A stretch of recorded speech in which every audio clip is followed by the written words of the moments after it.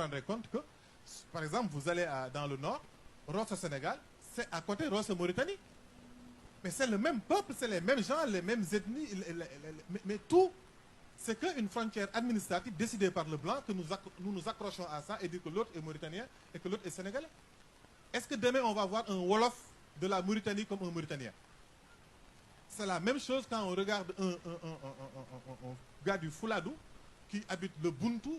Mon empire, l'empire des Sénégalais qui habitent cette zone-là, c'est au-delà des deux Guinées, ça va jusqu'en Sierra Leone, etc., etc. Parce que nous avons habité partout. Quand Diallo Diop parle de leur maison à Bamako, au Mali, je suppose que les gens qui ont vécu cette époque-là, ils habitaient l'AOF.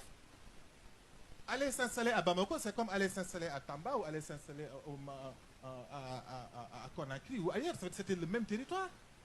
C'est une loi qui a décidé que vous, maintenant, vous êtes Malien, vous êtes Sénégalais, vous êtes Gambien. Donc il faut que nous-mêmes, qu'on change ce mindset-là.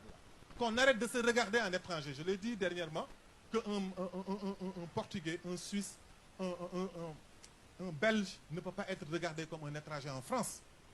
Pourquoi nous, on regarde nos frères africains comme des étrangers chez nous? Cela, je termine pour dire que ces outils de la colonialité-là, parce qu'en fait, pour moi, c'est ça qu'il faut identifier, interroger clairement qu'est-ce qui nous maintient dans cette situation-là. Et si tu les interroges, tu te rends compte que c'est des outils, c'est des mécanismes, c'est des établissements, pour ne pas dire un système, c'est des systèmes. Et ces établissements-là, c'est quoi? C'est ces frontières qui sont socles administratives. C'est un des plus grands outils de la colonisation et qui nous maintiennent tant qu'on se regarde en tant que, par le prisme de ce que le colon a défini, Mali-Sénégal, eh bien on est en train de perpétuer quelque chose que nous combattons.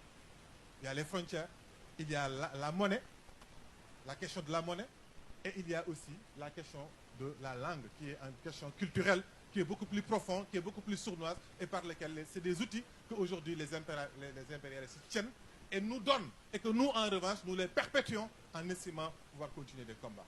Alors que non.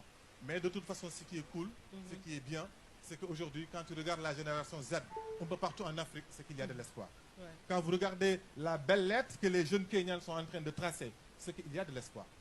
Quand vous regardez un peu partout sur le continent, comment les gens s'organisent en dehors du spectacle des médias, comment les gens s'organisent pour faire advenir un nouvel ordre, un nouveau récit politique, un nouveau récit culturel, un nouveau récit, c'est qu'il y a de l'espoir. Et c'est cet espoir-là dont David Diop parlait, cette Afrique qui pousse et qui repousse passionnément et obstinément et dont les fleurs ont l'amère saveur de la liberté. Merci beaucoup.